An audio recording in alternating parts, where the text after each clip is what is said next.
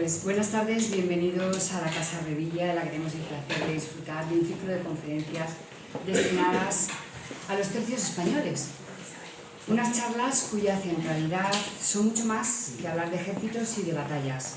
Hablamos de los tercios españoles como una forma de entender las campañas militares que cambiaron la historia de Europa y en muchos sentidos la manera misma de combatir.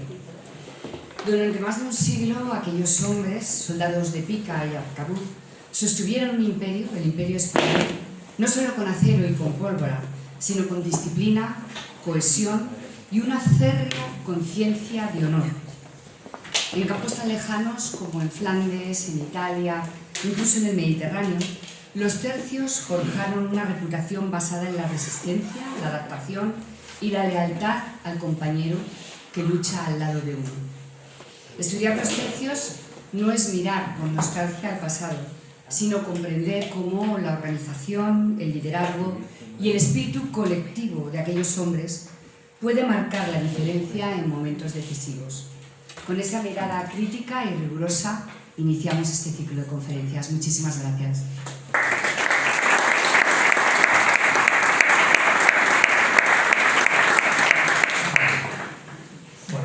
Buenas tardes a todos, muchas gracias a todos por asistir y en especial quería dar las gracias a la Fundación Municipal de Cultura y a la Concejalía de Educación y Cultura, porque sin ellos pues no hubiera sido posible realizar este evento que llevamos realizando desde hace 8 años y que, bueno, en esta ocasión, como digo, tenemos un programa bastante extenso gracias al apoyo de la Fundación Municipal de Cultura. Y bueno, muchos se preguntarán por qué celebramos el 31 de enero y por qué es el Día de los Tercios. Bien, pues esto sucede porque el 31 de enero de 1578 hubo una batalla en lo que se conocía como Flandes y en la que los tercios, capitaneados por Juan de Austria, vencieron a los holandeses y se decidió coger esta fecha como Día de los Tercios porque esta batalla en sí fue una batalla muy olvidada, como también han sido los tercios pues prácticamente hasta hace una década. Muchísima gente no conocía qué eran los tercios. Hace 9 años, se creó la asociación 31 de enero Tercios, que tiene su sede en Madrid, pero tiene varias delegaciones por toda España. Nos ofrecieron realizar un evento y hace 8 años, como bien digo, y bueno, pues cogimos el guante aquí en Valladolid porque entendemos que Valladolid, como hemos dicho en más de una ocasión, nosotros la consideramos como la cuna de la hispanidad y también pues hemos realizado estos eventos en la Plaza de San Pablo, o sea, qué mejor marco que la Plaza de San Pablo, en el entorno de la Plaza de San Pablo, donde nació Felipe II, que era el rey que gobernaba en aquella época de la batalla de Glux y donde Carlos V residió en muchos de sus palacios. Y antes de pasar a presentar al ponente de hoy, quería recordarles que tanto mañana como pasado mañana se van a realizar a la misma hora que hoy otras conferencias relacionadas con los tercios. El sábado por la mañana y por la tarde tendremos un campamento militar de los tercios, un campamento de recreación de los tercios, que será en la Plaza Federico Battenberg, que es enfrente del Museo de Escultura. Y por la tarde a las 7:30 habrá un desfile por este entorno, por aquí al lado, que empezará en la Plaza de Battenberg y acabará en la Plaza de San Pablo. Y a las 8 tenemos una recreación. Sin más, voy a pasar a presentar al coronel de caballería retirado, Francisco Arias Marco. Nació en Madrid en 1959, ingresa en la Academia General Militar en 1979 y pertenece a la 39 promoción de la Academia General Militar y 147 de la Arma de Caballería. Es promovido al empleo de teniente de caballería en julio de 1984 y pasa a la situación de retiro con el empleo de coronel en marzo de 2024. Ha tenido diferentes destinos como Zaragoza, Canarias, Madrid y Valladolid, donde fue coronel director de la Academia de Caballería en 2014. Ha estado en diferentes operaciones de mantenimiento de la paz en Bosnia, Macedonia, Afganistán y el Líbano. Es licenciado en Ciencias Políticas y diplomado en Comunicación Social y ha sido condecorado en varias ocasiones, destacando la Cruz, Encomienda y Placa de la Real y Militar Orden de San Hermenegildo, 5 cruces al Mérito Militar con distintivo blanco, Cruz al Mérito Naval con distintivo blanco y otras condecoraciones por la participación en las mencionadas misiones de paz. Pues sin más, doy paso al conferenciante y muchas gracias de nuevo por asistir.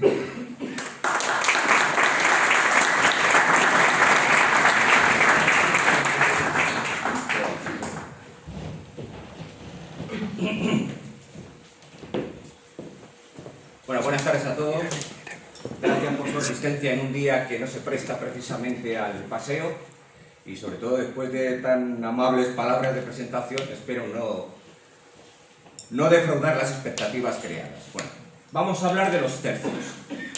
Los tercios van a ser las unidades militares de lo que se conocía como la monarquía hispánica. Van a ser unidades de intervención en todos los teatros de operaciones que las necesidades de los reyes, de la dinastía de los Habsburgo, porque cambiará del tercio al regimiento con el cambio de dinastía, con los Borbones, donde su presencia sea necesaria. Van a ser unas unidades que en un principio, sobre todo a lo largo del siglo XVI, estarán formadas prácticamente por voluntarios, en su mayoría por españoles, lo cual les va a dar, el ser voluntarios, un alto grado de calidad y de motivación.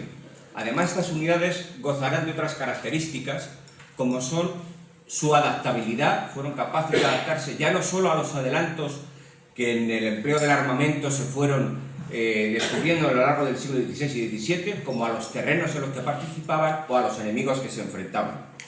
Gozaban de un altísimo espíritu de cuerpo. Eran unidades prácticamente permanentes por los largos periodos de movilización a los que estaban sometidos.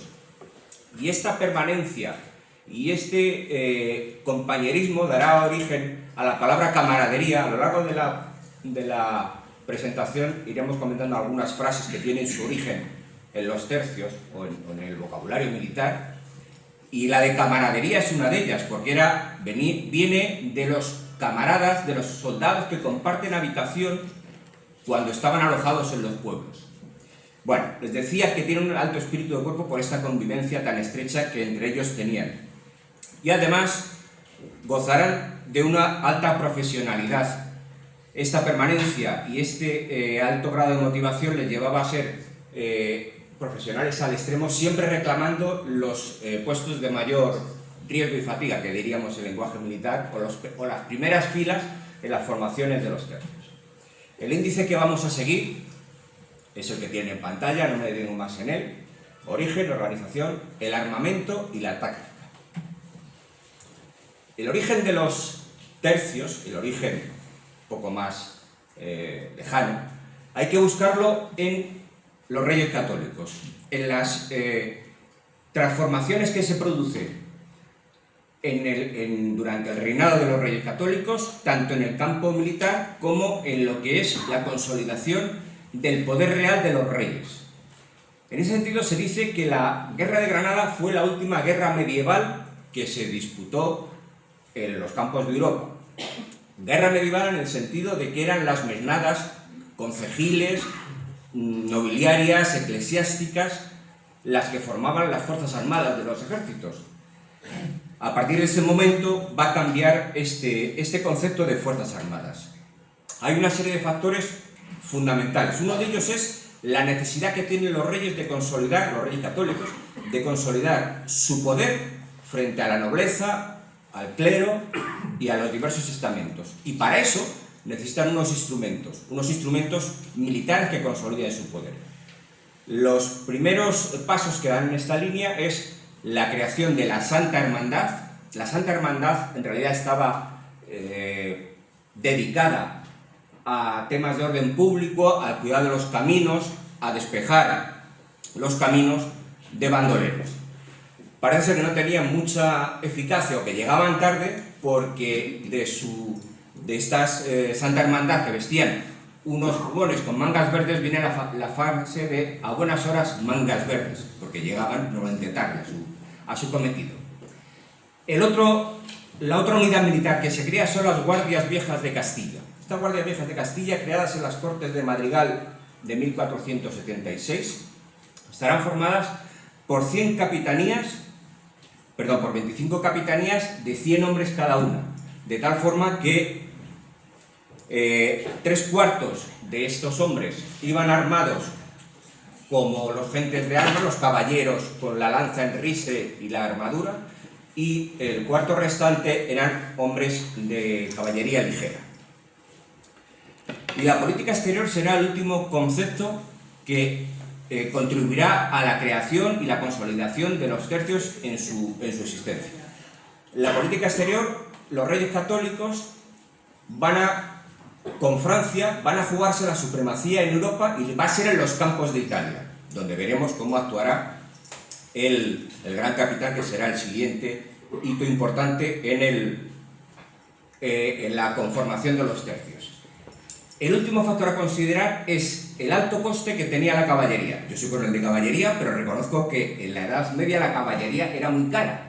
En realidad lo sigue siendo siempre, pero ahora, en la Edad Media, aquellos caballeros con los caballos acorazados, las armaduras de punta en blanco, eran carísimos, y lo que se está gestando es unos instrumentos que estén al servicio del rey, pagados por el rey. Y esto va a dar lugar al predominio y a la importancia de las unidades de infantería, de la peonía, de los soldados a pie, que son más baratos de costear, y al ser pagados por el rey, la monarquía se garantiza su lealtad, evidentemente.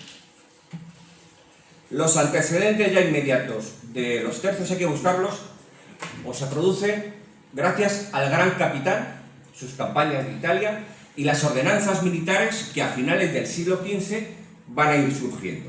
En cuanto a ordenanzas militares, la de 1496 es una ordenanza militar que llama al reclutamiento mediante la conscripción, de tal forma que la 12ª parte de los empadronados en un municipio tenían la obligación de servir al rey a los reyes durante un periodo de 3 años.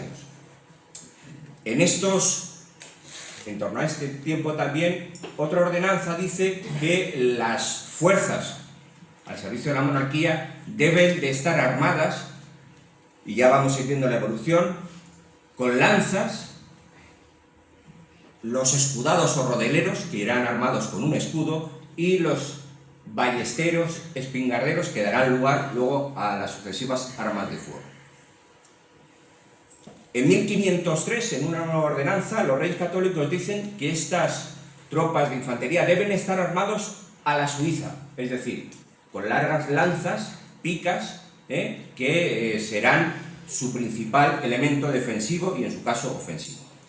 En cuanto al gran capitán, el gran mérito suyo es que supo ver y emplear la importancia de las armas de fuego en los campos de batalla, y fue de los primeros que en las unidades militares empleó armas blancas y armas de fuego, hasta tal extremo que se le responsabiliza al gran capitán de la creación de unas unidades conocidas con el nombre de coronelías. Estas coronelías contaban con unos 6.000 hombres. Siempre que hablo de cifras, ya lo digo, es una aproximación. Está sacado de documentos de la época, pero la realidad posiblemente difiriera en sus casos. Bueno, estas coronelías estaban formadas por 12 capitanías o batallas de 500 hombres, de tal forma que 2 de estas capitanías estaban formadas por piqueros. Iremos viendo lo que es cada uno de estos soldados. Y las otras 10 tendrán 200 piqueros, 200 rodeleros que son, lo veremos luego lo que son, y 100 arcabuces. Ya empieza a haber la presencia de armas de fuego. Estamos hablando de comienzos del 16. Es un mérito y un adelanto. Como curiosidad, al gran capitán también, tras la batalla de Ceriñola, que es el cuadro que representa de Madrazo, al ver el campo cubierto de cadáveres, ordenó que al caer la tarde se dieran 3 toques largos para que los soldados rezaran por los muertos en el campo de batalla. Vamos a ir viendo también cómo se va transformando el equipo de los soldados. De los soldados que, de pasar de la denominación de peones en Edad Media, ya a partir del siglo XVI van a ser conocidos como infante, como infantería ya, son infantes.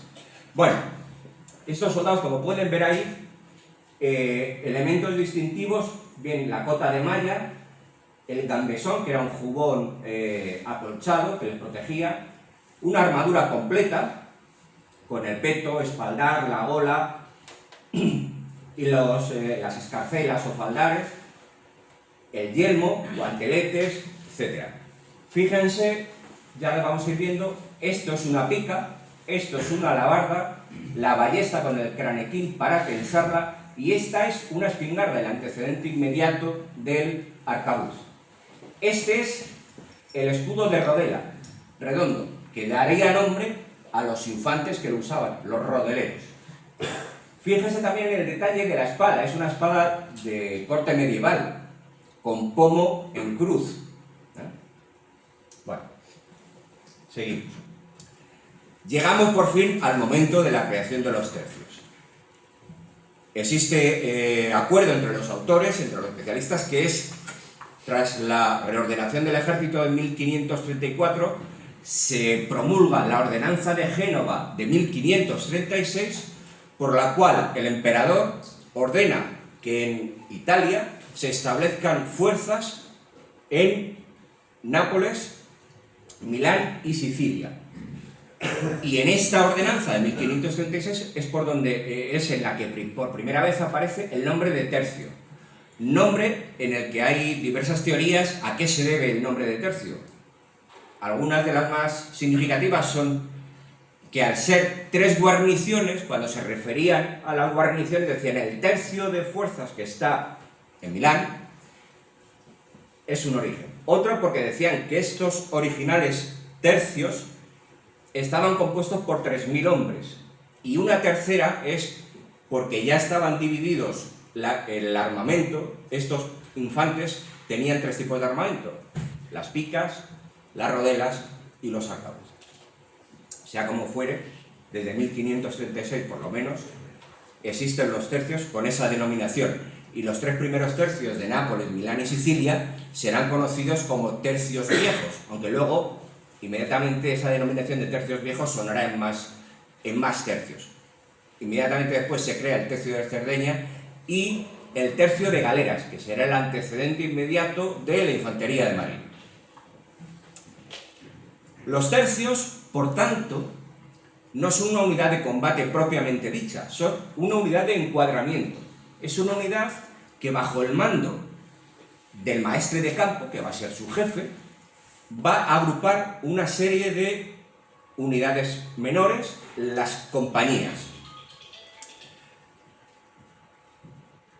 Una característica que va a distinguir a los tercios, los va a hacer preferibles a las unidades tipo regimientos que existían en otros ejércitos europeos, es que los oficiales principales, el maestre de campo y los capitanes de las compañías eran nombrados por el rey mediante diversos procedimientos, o también podía delegar en el virrey. Y esto, aparte del sueldo, les daba una dependencia y consolidaba el concepto anterior que hemos estado hablando de consolidación del poder real. Y eran unidades, digamos, más leales y más fieles o fiables en este sentido que los regimientos alemanes, por ejemplo, que pertenecían al coronel que los levantaba y podían pasar o cambiar de bando con relativa facilidad. Bueno, en 1536 los tercios españoles. Durante gran parte del siglo XVI los tercios serán básicamente formados por españoles. Aunque haya alguna otra nación, como se decía, de la monarquía que formara parte de los tercios, como los italianos. En 1589 ya habrá tercios de italianos y borgoñones. Y finalmente en 1602 se crean los tercios valones. Y además a petición del archiduque Alberto, porque vuelve a insistir en el concepto de que si nombramos y hacemos los tercios de nuestras unidades, tendremos un mayor control sobre el maestre de campo y sobre los capitanes. Un aspecto que lógicamente preocupaba a los reyes. La orgánica del tercio, ya le he ido apuntando, es un jefe de unidad, el maestre de campo, auxiliado por una serie de oficiales. Los oficiales que auxiliaban al maestre de campo tendrán acompañado su nombre con el apelativo de mayor. Ahí ven en pantalla sargento mayor, furriel mayor, capellán mayor, etc. Tambor mayor. De él dependían una serie de compañías y cada compañía estaba al mando de un capitán que también a su vez estaba auxiliado por una serie de oficiales que iremos viendo a lo largo de la presente exposición. Las compañías, los tercios irán variando en cantidad y calidad. A mediados del siglo XVII hay tercios ya prácticamente que serán levantados por nobles pudientes y entonces su fidelidad y dependencia ya irá variando, no será tan fiable. Pero básicamente esta fue la organización durante el siglo XVI y gran parte del XVII. En un principio los tercios en la ordenanza de 1536 estarán formados por 10 compañías, posteriormente 10 compañías a 300 hombres, posteriormente en 1598 veremos la organización de a 12 compañías y ya en 1632 se crea un único pie de 15 compañías en las que se combinan 70 coseletes, 90 mosqueteros y 40 arcabuceros. En las organizaciones anteriores, cuando hablamos de 10 compañías, se decía que 2 tenían que ser de arcabuceros y el resto era una combinación de piqueros, rodeleros y arcabuceros, o avanzando el tiempo, un mayor número de mosqueteros. Con esto quiero decirles que desde el comienzo, desde muy iniciado, desde el principio casi del 16, ya consolidada la figura del tercio, la importancia de las armas de fuego va a ser fundamental en estas unidades y se va a adelantar al resto de los ejércitos europeos, que es otro de los conceptos que conviene recordar en este sentido.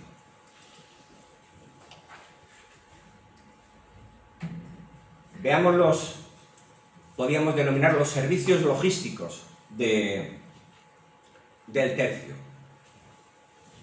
En primer lugar, siguiendo el orden de la presentación, vemos hay un furriel mayor, estoy hablando de los servicios logísticos a nivel tercio, y luego hay separación también a nivel compañía. Hay un furriel mayor que se encargará del alojamiento de las tropas. El furriel mayor se ayudaba de los furrieles de las compañías, les repartía un documento que se llamaba la boleta, por el cual cuando estaban alojados en pueblos, esta boleta indicaba el número de soldados y la casa a la que iban a irse a alojar. Aparte de los alojamientos, se ocupará de los almacenes, ejercerá el control de la contabilidad, etc.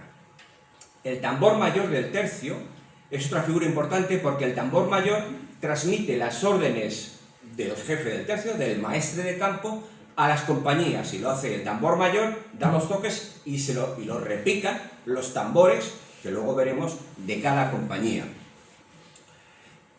En relación con la sanidad, en cada tercio había un cirujano y un médico.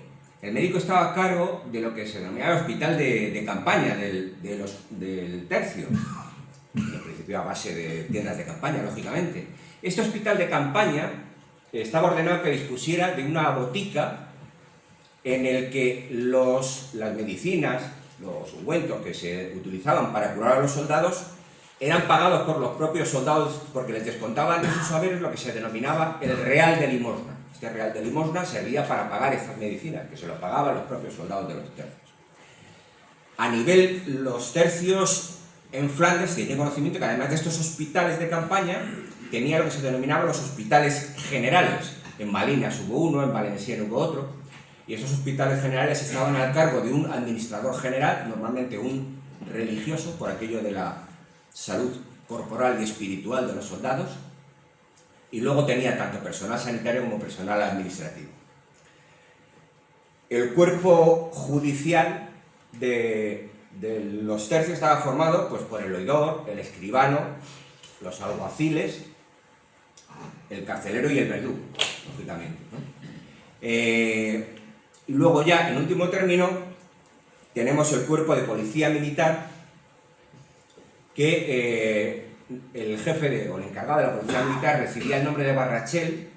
Cuando pasaron a Flandes se le denominaba preboste y se encargaba de la vigilancia de las mujeres públicas que acompañaban a los tercios. Esto estaba legislado por los tratadistas, hablaban de un número de 6 a 8 mujeres públicas por cada compañía. No se recomendaba ni se propiciaba que el soldado de los tercios estuviera casado, porque eso aumentaba la carga que iba detrás de la columna del tercio.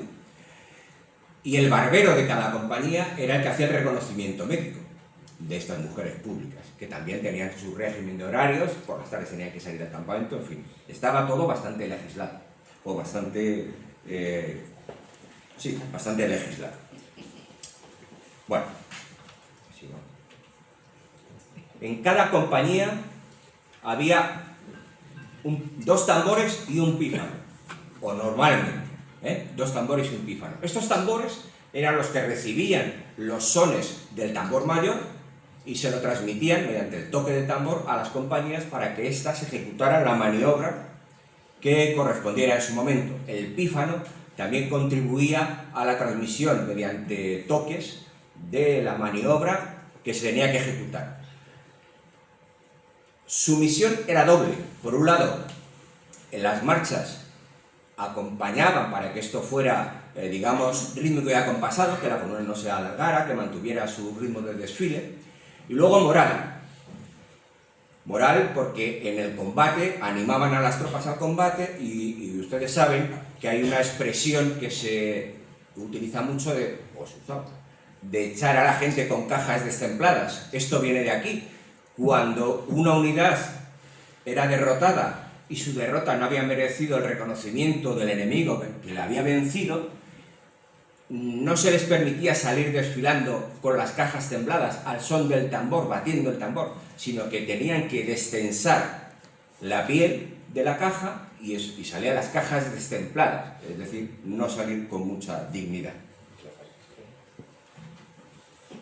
Vamos a empezar a ver las figuras más sobresalientes de los tercios, de lo que componía la orgánica del tercio, sin fijarme en nadie en determinado. El maestre de campo. El maestre de campo era el jefe del tercio, nombrado por el rey a través a propuesta del Consejo de Guerra o bien del virrey del reino que se considerara. Era capitán de su compañía, cabo de su escuadra, y en su escuadra servían los oficiales que le auxiliaban. Los iremos viendo después.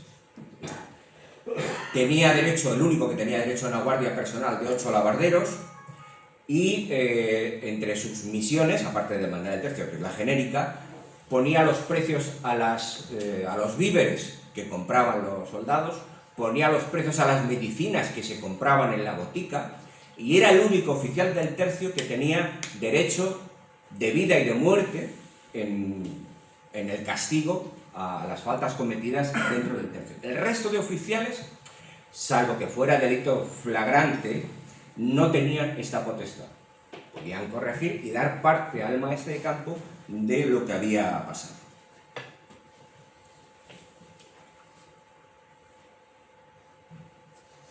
El sargento mayor. El sargento mayor, al cambio, podría ser el jefe de Estado Mayor del tercio. Era el principal auxiliar de mando del maestre de campo y tenía muchas funciones, pero algunas fundamentales. Aparte de organizar las columnas de marcha en función de los tiempos de desfile, del cansancio, del peso que llevaba cada uno de los infantes, de organizar los víveres y bagajes, los alojamientos, se encargaba de adoptar la formación y que esa formación se llevara a cabo en el campo de batalla, lo cual no era sencillo, como iremos viendo posteriormente. El sargento mayor Es el único, junto con sus ayudantes, que podía ir a caballo durante el combate.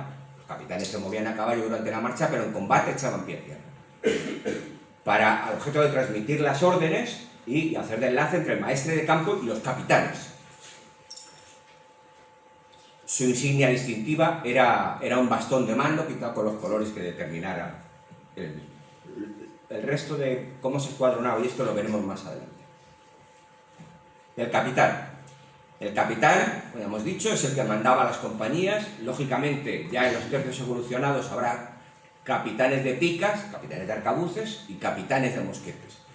El capitán de picas iba armado como un coselete, lo veremos posteriormente, y se decía que tenía que estar en las primeras filas del escuadrón porque debía de ser de los primeros en ensangrentar la pica, dado el ejemplo que tenían que permanecer en todo momento.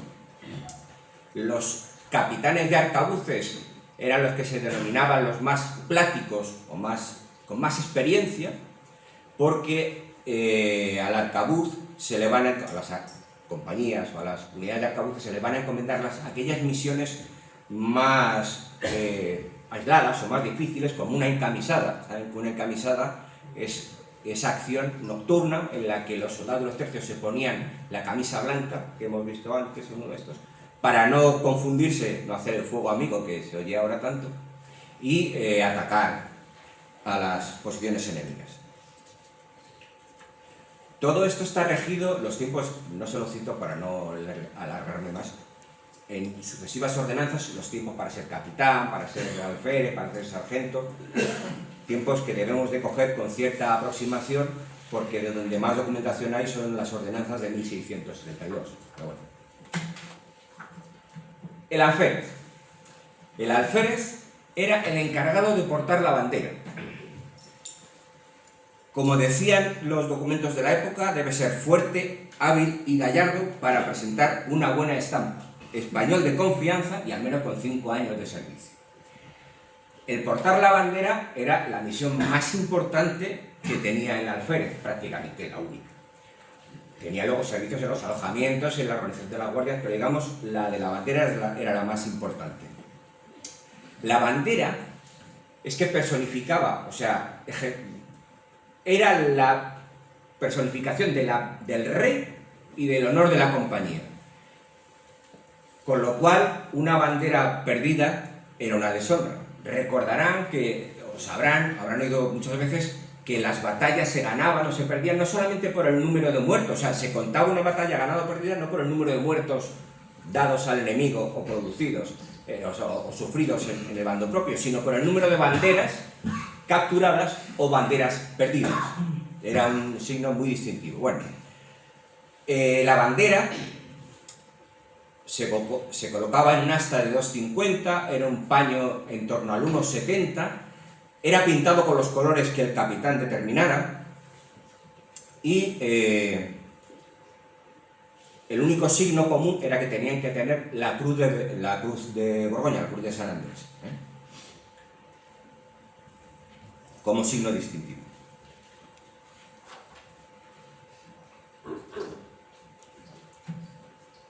El sargento.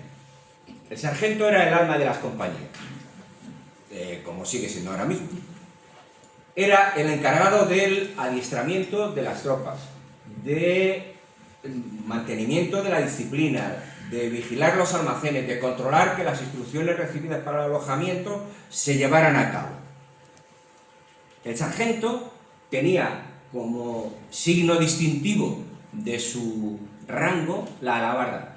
En unos momentos en los que no existía el concepto de uniformidad, sino hasta muy avanzado, el 17, los mandos se distinguían también por la banda roja o faja roja que llevaban, símbolo de la dinastía Habsburgo, o bien los capitanes tenían una lanza jineta como signo de mando, aparte que estuvieran armados con lo que correspondiera, y el sargento con la alabarda.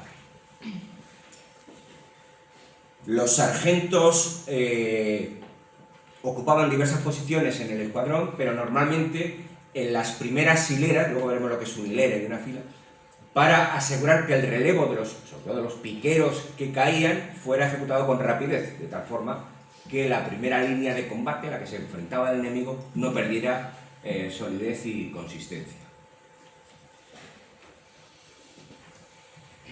Los piqueros. Los piqueros eran estos soldados armados con la larga pica. La pica era una lanza de madera dura, fresno normalmente, de más de 140 metros de largo, pesaba, dicen, 5 kilos, yo no dicen porque yo no la he tocado, no he tenido una pica en mis manos, pero más de 5 metros y medio de larga, 5 kilos de peso, y la pica, durante gran parte del siglo XVI, se le consideraba la reina de las armas. Era el elemento fundamental del escuadrón, que es la formación que adoptaban los tercios. Bueno, tenemos dos tipos de piqueros. El coselete, que es el que viene ahí en pantalla. Bueno, en pantalla es medio coselete, porque le falta algo de armadura. Pero el coselete iba armado con el yelmo, con el peto, el espaldar, las escarcelas, es decir, iba acorazado. Y con la larga pica, la pica cumplida que decían, de los más de 5,40 metros, podía ser media pica, que era solo 4,20, pero bueno, según los tratadistas del momento. Bueno, ese es el coselete. El coselete ocupaba las posiciones de primera línea, las posiciones que hacían frente al enemigo. El otro piquero es el que denominamos pica seca. La pica seca tenía la pica y el yelmo, el casco. No iba provisto de defensas, con lo cual, claro, tenía la ventaja de que era más ágil, más móvil, se podía mover con facilidad, porque claro, el coselete no podía correr con todo eso que iba albardado con esa armadura. Y la pica seca sí, luego la pica seca normalmente acompañaba a los arcabuceros cuando hacían alguna correría o alguna maniobra, si es que iban con arcabuces, y la pica seca, el coselete se mantenía en formación porque no se podía esperar más de él, en el sentido del combate y del peso que llevaba encima. Los arcabuceros. El arcabuz, durante gran parte del el arcabuz va a acompañar a los tercios durante toda su existencia, hasta el siglo XVIII, que desaparece la denominación de tercio. El arcabuz va a estar presente en las compañías de los tercios en diversa proporción. Decía, el arcabucero se escogía entre los soldados más pláticos, les vuelvo a repetir esta palabra, los más expertos. Decían que era aquel soldado gallardo por excelencia, aquel que por su ligereza y capacidad de defender a distancia podía acudir a todas las facciones. Escribía los tratadistas en la época. En las ordenanzas de Génova ya hemos visto que aparecen los piqueros, y a partir de 1567 el duque de Alba determina que en cada compañía haya 15 mosquetes, que los vamos a ver a continuación, lo que es las diferencias entre el arcabuz y el mosquete. Luego, los arcabuceros, igual que el piquero, el coselete, era el pie firme en la defensa de las formaciones. El arcabucero, el arma ofensiva, era la principal pieza ofensiva que contaban los tercios para el combate. El arcabuz es un arma entre 0,90 y 1,30 de longitud, pesaba unos 5 kilos y disparaba unas pelotas de plomo en torno a 19 milímetros. El alcance eficaz, eso es cierto, lo que se decía de punta en blanco, es decir, el recorrido del cañón hasta que aquello perdía fuerza y iniciaba la trayectoria descendente, más de 40-50 metros no se podía esperar. El arcabuz era un arma sencilla, pero que exigía mucha manipulación por parte del arcabucero, por eso de que el arcabucero tenía que ser diestro, tenía que manejarlo con facilidad. Dicho rápidamente, el arcabucero tenía en una mano la mecha que se denominaba mosca normalmente, era lo común.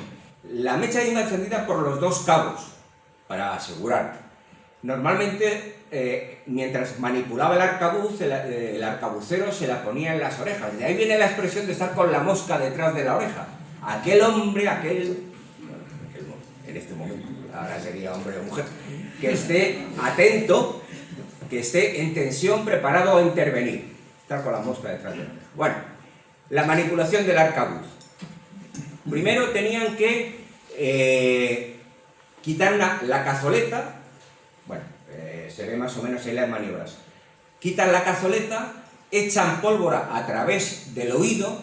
El oído era el agujero que daba, que permitía la ignición de la pólvora hasta el cañón.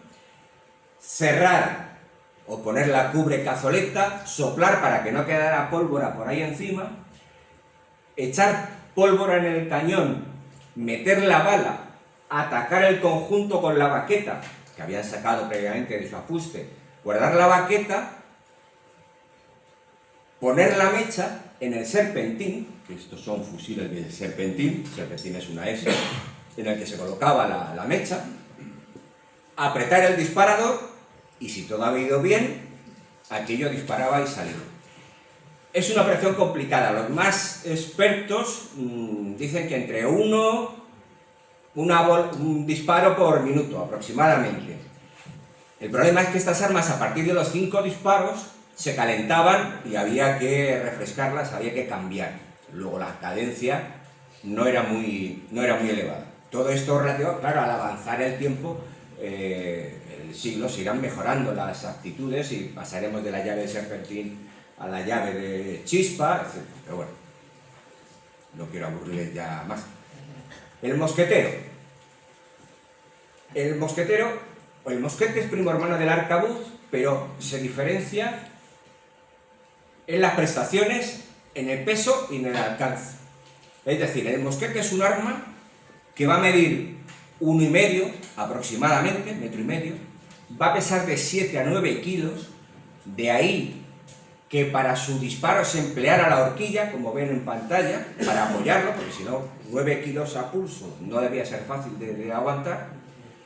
El calibre oscilaba entre los 22 23 milímetros. Cuando hablemos de calibres, aquello se daba en onzas.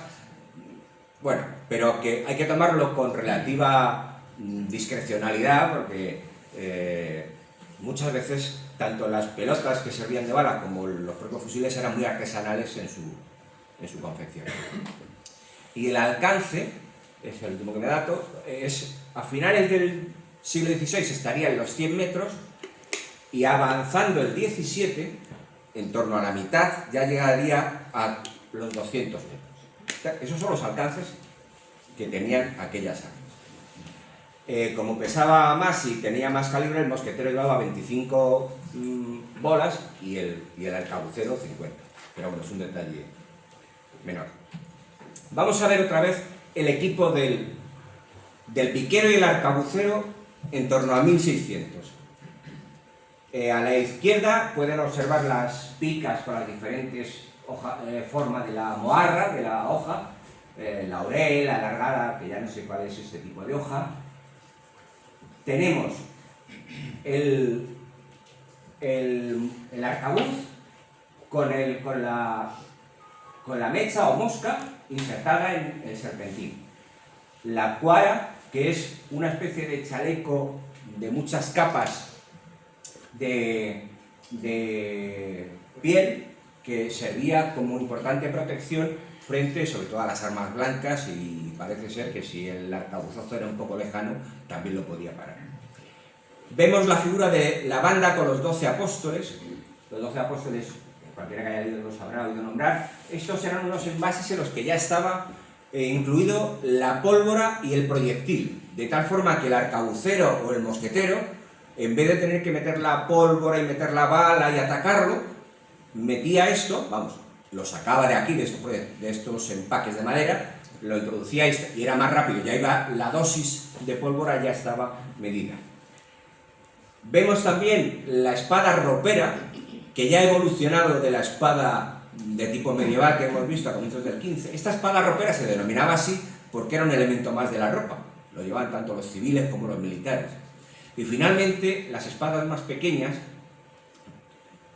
algunas se llamaban de la mano sinistra, claro, porque se manejaban con la izquierda, normalmente todo el mundo era diestro, o bien vizcaínas y procedían del acero de Vizcaya.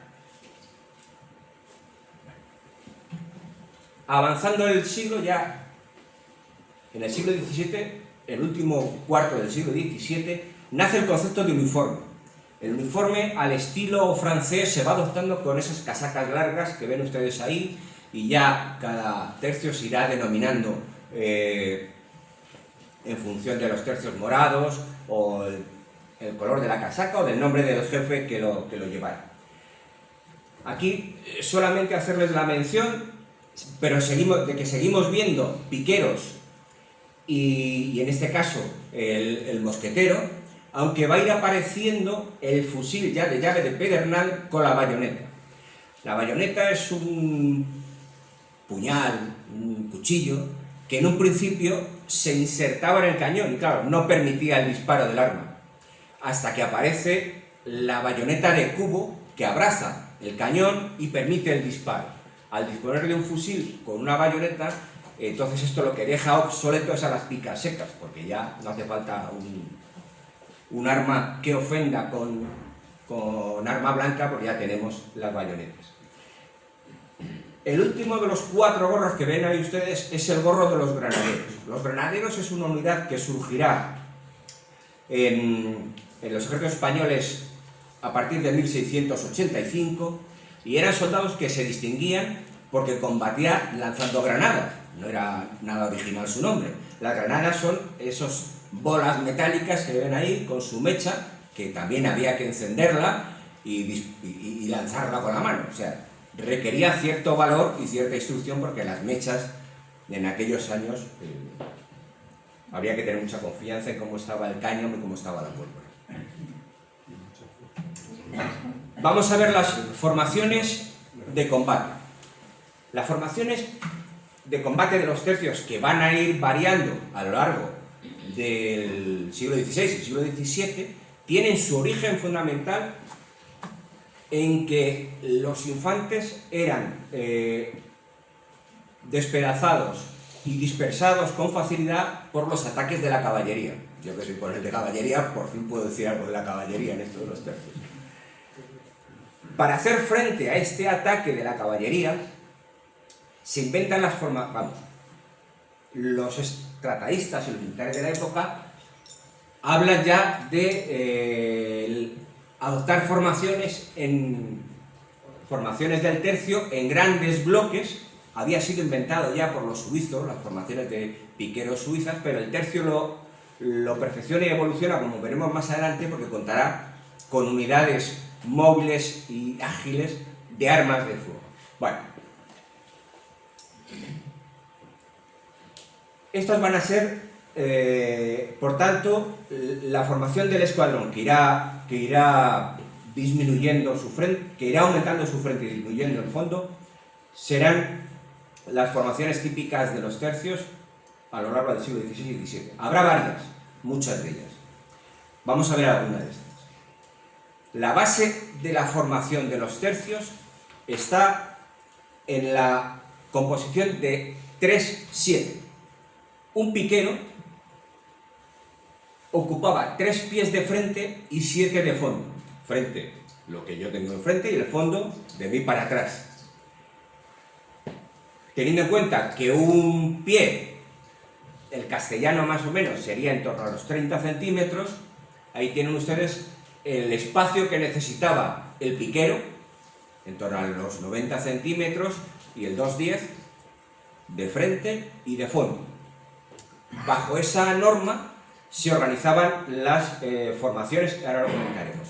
Además del cuadro del escuadrón, que es la formación de planta rectangular, básicamente organizada por los piqueros, en cuyo centro se colocaban las banderas para que estuvieran protegidas, los tambores y los pífanos.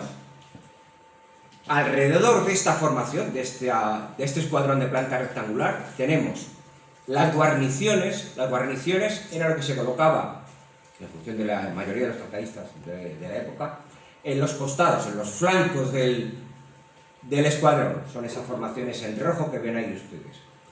Eran formaciones mucho más delgadas, porque se teorizaba que la pica jugando la pica, una pica en posición de combate, podía dar amparo hasta 3-4 filas de soldados, de arcabuceros o de piqueros, que se acogían a la protección de la pica frente a la caballería. En los 4 costados está lo que se denominaban las mangas. Las mangas eran formaciones que permitían el desplazamiento rápido por el campo de batalla, mientras que el cuadro de piqueros, aquello se movía o no se movía prácticamente. Las mangas sí que eran, ya lo hemos dicho antes, la pieza ofensiva que permitía el despliegue y el ataque hacia la formación enemiga. Se teorizaba también que el número máximo de hombres que componían unas mangas de arcabuceros, luego también evolucionarían a mangas de arcabuceros y mosqueteros, o mangas de armas de fuego, siempre inferior a 300, para que el manejo, para que el mando de esa unidad fuera fácil. Y se ponían en las 4 esquinas porque también se consideraba que las esquinas del escuadrón era la zona más vulnerable por donde se podía atacar. También teníamos formaciones de mosqueteros que al ser mayor potencia de fuego se ponían en vanguardia, pero esto tómenlo como una aproximación a las formaciones. Por tanto, una de las formaciones del escuadrón, en este caso el escuadrón cuadro de terreno, que pretende ser un cuadrado casi perfecto, de longitud de frente y de fondo, tenía 62 piqueros de frente por 27 de fondo, siguiendo la regla del 3-7.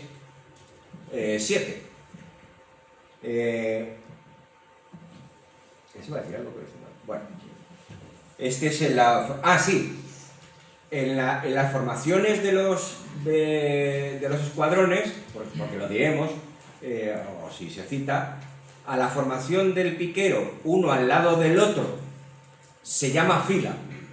La formación del piquero, uno detrás del otro, se llama hilera. Las filas cubrían el frente y las hileras lo que eran medían el fondo de la formación. Otras variantes de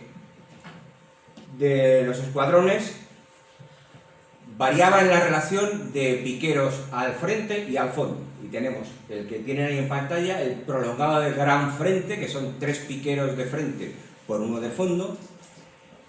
El cuadro de gente, que pretendía tener el mismo número de gente en frente que en fondo, y claro, repito, la proporción de 3-7 hacia un rectángulo con mucho fondo.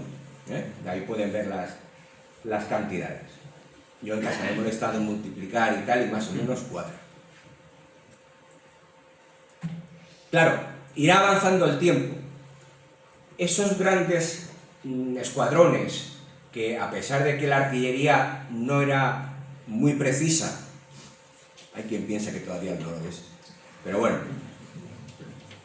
acertaba con más facilidad en los cuadros. Eso unido a los escuadrones, es unido a la cadencia de fuego de las armas, que permitía hacer fuego a mayor ritmo, es decir, con mayor cadencia, hace que las formaciones se vayan estrechando y se van estrechando hasta llegar a ser los precursores de esas formaciones del tacto de codos que impondrá el rey sargento con los prusianos. Y ya estamos hablando de formaciones en las que las mangas sí estarán en la sala de la formación, las guarniciones en el centro, los piqueros pueden estar centrados o detrás en función de la situación táctica y de lo que decidiera. Pero ya disminuye mucho el número. Si a mediados del siglo, comienzos del 17, estamos en torno a los 1000 hombres por tercio, aquí estamos en torno a los 420, 450 hombres por tercio. Es el momento en el que se ha aumentado la cadencia de fuego y es en el momento en que ya se empieza a hablar de conceptos, como decía el mariscal Turenne en 1680 y tantos, que los hombres tenían que avanzar, las formaciones estas al petit pas, tenían que avanzar muy despacio y tenían que estar a la distancia de point de paix, de punta de espada, es decir, a 2 pasos, tocándose prácticamente una fila con la otra. y yo creo que ya no tengo nada más que contarles de momento. Estoy abierto a sus preguntas y a lo que ustedes quieran. Muchas gracias.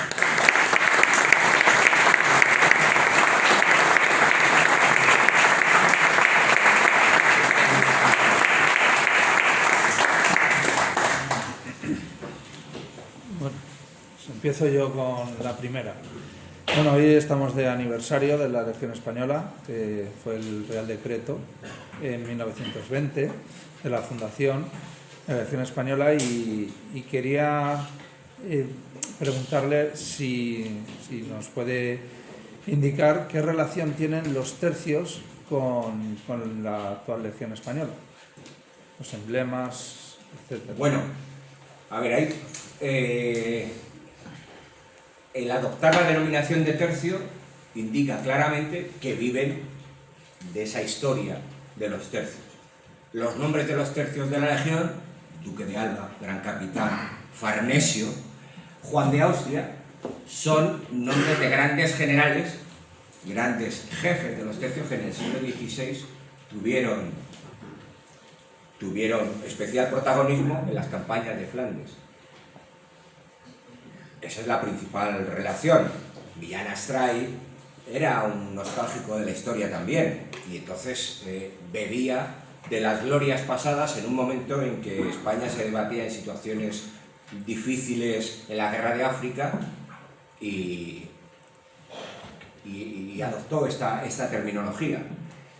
Otro detalle que ahora tienen prácticamente todas las unidades en los guiones de los o banderines de las compañías y de los batallones es la Cruz de Borgoña, que se ha heredado también como formación de los tercios. O sea que digamos que se recoge la historia reciente, o no tan reciente, la historia militar se recoge y se mantiene como un apego a la tradición.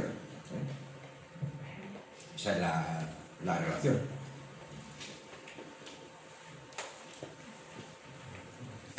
En primer lugar, felicitarle por su alocución. Mi pregunta era, al hilo de lo que ha preguntado Fran, teniendo en cuenta la diferencia de siglos que hay, está claro que en cuanto a organización, algo ve el ejército español actual sobre los tercios, pero en cuanto a táctica técnica, teniendo en cuenta el paso de siglos que ha habido, ¿se conserva algún tipo de técnica? En principio no, y mal nos iría. O sea, no, teniendo en cuenta es decir, siglo se mantiene el adiestramiento, se mantiene la preocupación por la instrucción, se mantienen muchos empleos que hemos citado: capitán, sargento, alférez. Estos empleos militares se mantienen, se bebe de esa tradición. También se ha mantenido, con el correr de los tiempos, la preocupación por la instrucción, por el adiestramiento, por la moral de las tropas, por fomentar el espíritu de compañerismo. Eso sí que son tradiciones que el ejército español mantiene a gala, ¿no? Y se remonta a estas unidades como herederos de este espíritu, ¿no? Evidentemente la táctica ha evolucionado, bueno, terriblemente. Las armas de fuego pues no se parecen en nada, pero sí que eso, el concepto moral y esa orgánica de compañías, ya eran batallones, pero bueno, y los tercios en la Legión, que también se llama, sabe que es compañía, bandera, tercio, pues sí que tiene mucho de enlazar con esa tradición militar que representan los tercios. ¿Cuándo aparece el tercio de galeras, y si sería esto el antecedente de la infantería de Marín? Sí, lo he citado al comienzo. Los tercios aparecen en 1536, los tres primeros tercios. Inmediatamente, o sea, yo creo que en esa década de los 30 aparece el tercio de galeras, específicamente creado y constituido para ir embarcado en las operaciones que procedieran. Y ese es el antecedente de la infantería de marina. Seguro que usted va a preguntar a un infante de marina y le dirá otros tercios u otras unidades, pero sí que se remontan a mediados del siglo XVI como antecedente de sus unidades. sus unidades. El tercio de galeras para mí es de los más significativos, pero es mi opinión.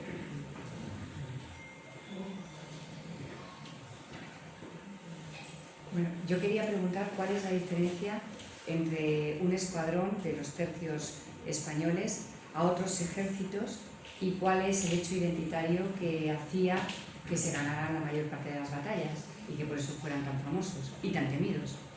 Bueno, la formación del escuadrón la adoptaban los tercios, que yo sepa. Otras unidades organizadas en regimientos adoptaban otras formaciones. El escuadrón bebe de los piqueros suizos, ¿no? Que también eran formaciones pesadas, pero el escuadrón es básicamente una formación de combate que van adoptando los tercios y que en función de los soldados que lo componen tendrá diversa estructura. La segunda parte era en los otros ejércitos. La diferencia con otros ejércitos y el hecho identitario de los tercios que hace que sean que ganen tantas batallas y sean tan temidos por otros ejércitos. Bueno, fundamentalmente está basado en lo que en las características que he dicho al principio. Básicamente, durante gran parte de su vida, por lo menos hasta el último cuarto del siglo XVII, está formado básicamente por voluntarios, lo cual les daba una motivación especial, ya sea por el concepto de aventura, ya sea por el concepto de honra y honor, que distinguían entre el honor y la honra, ya sea por el concepto de enriquecerse, que no debía ser fácil, porque de todos es conocido los motines y los retrasos en las pagas y todo esto que le pasaba a los tercios. Eso por un lado. El concepto de profesionalidad, el ser formados por tercios de una misma nación, lo cual no significa que no hubiera algún italiano en los tercios españoles, ¿no? Y el concepto del honor y esa profesionalidad que llevaba a los tercios españoles a reclamar los primeros lugares en el combate, lo que en ocasiones generaba disputas con los italianos, que fueron los siguientes en ser organizados en tercios, ¿no? Y se disputaban los primeros puestos en las formaciones de combate, ¿no? Lo cual no quita que toda la formación, todo el ejército que estuviera movilizado en un momento determinado fueran españoles, ¿no? Porque otra cosa de la que no hemos hablado, del camino español, las etapas hasta llegar a Flandes, pues el primero que lo emplea es el duque de Alba, y mal no recuerdo,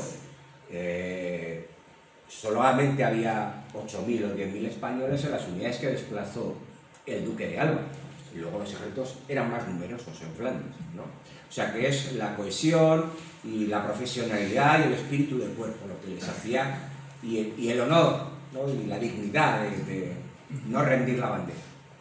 ¿Y en los virreinatos de América? También intervinieron.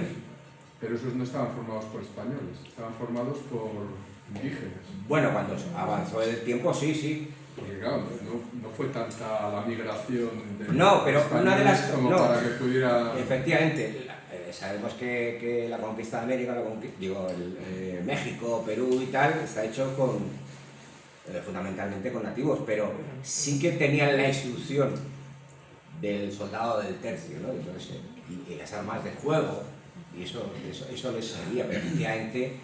Pero la organización era la misma que la del tercio, ¿no? La disciplina... No lo sé con exactitud, pero yo creo que sí, no lo sé con exactitud. Las unidades indígenas que se formaran eran unidades indígenas, estarían bajo sus jefes y tal, pero si se formaban unidades militares, desde luego la planta, los decretos de planta eran idénticos para todos los ejércitos de la monarquía. O sea que en principio sí. Ha comentado usted que cuando un tercio resultaba herido, él tenía que pagarse sus medicinas. Ha contestado ahora mismo hace un momento nada más que con la soldada que se les pagaba.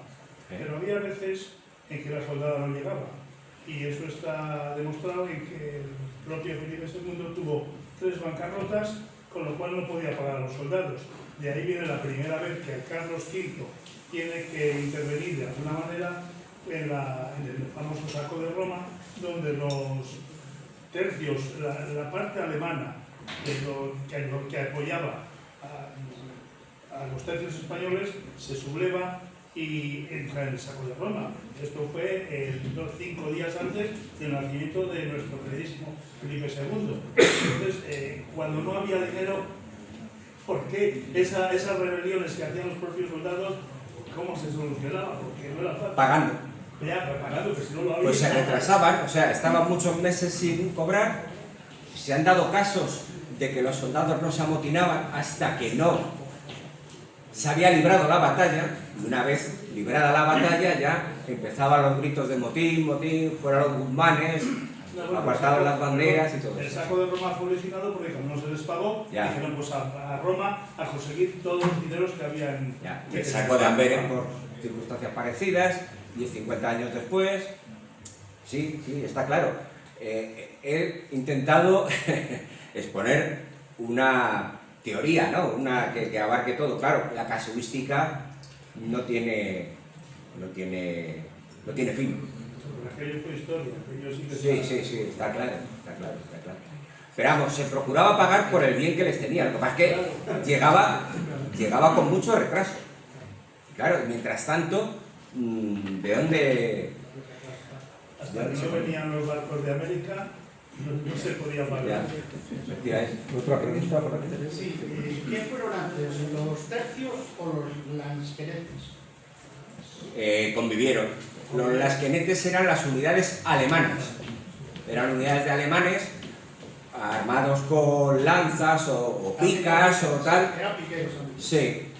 Pero vamos, también fueron evolucionando, porque lógicamente, o sea, en todo combate uno mantiene la primacía hasta que el otro aprende y va copiando. Entonces, claro, la primacía es difícil de mantener, y más en el caso de España, que la primacía española era muy difícil de mantener. Si ustedes se imaginan el mapa de Europa, España tenía que ir desde España a Italia, porque por mar Inglaterra boicoteaba el transporte, y de Italia tenía que hacer el famoso camino español de 1200 kilómetros andando hasta llegar a Flandes, mientras que Francia, enemigo sempiterno de España en estos 2 siglos, combatía por lo que decimos líneas interiores, es decir, no tenía que hacer desplazamiento por territorios que no fueran suyos, como los tercios sí tenían que hacer. No sé si le... Sí.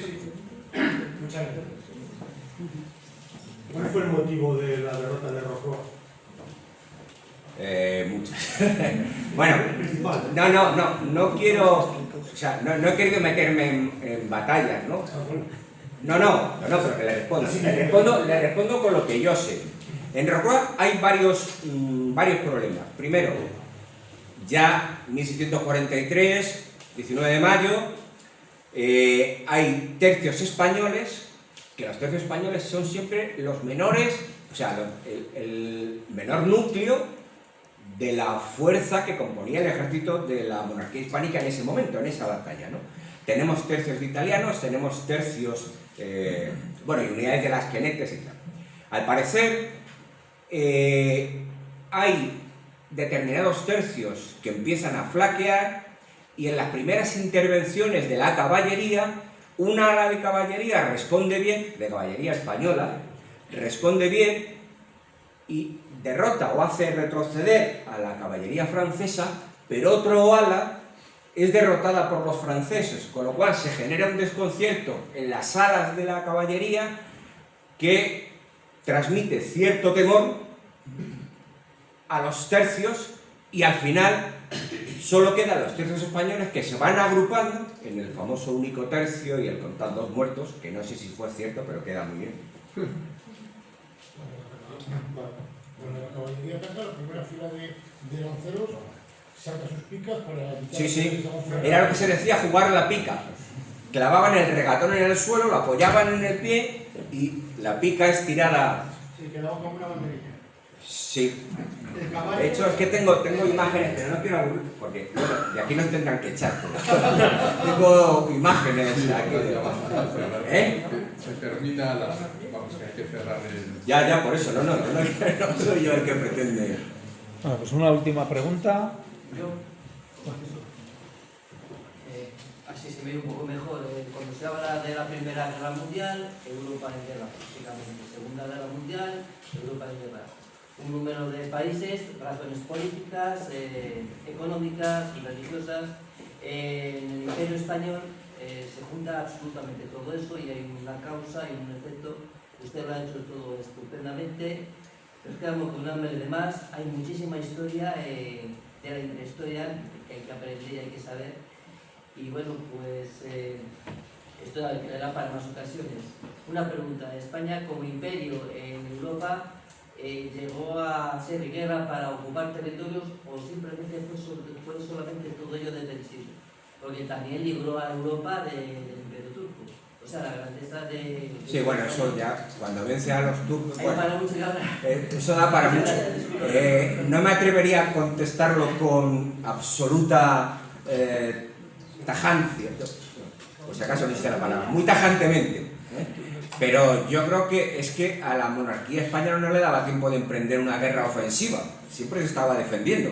Otra cosa es que en el desarrollo de las campañas ofendiera, es decir, iniciara ofensivas, pero normalmente se estaba a la defensiva porque es que eran muchos los enemigos.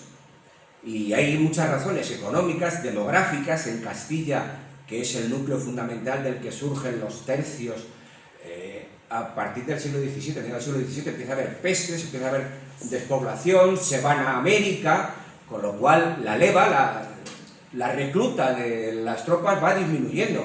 La economía no puede hacer frente a tantos teatros de operaciones. En fin, hay muchos... Y los enemigos van creciendo. O sea que sí, es muy complicado. Pero vamos, yo creo que básicamente se estaban defendiendo. Bueno.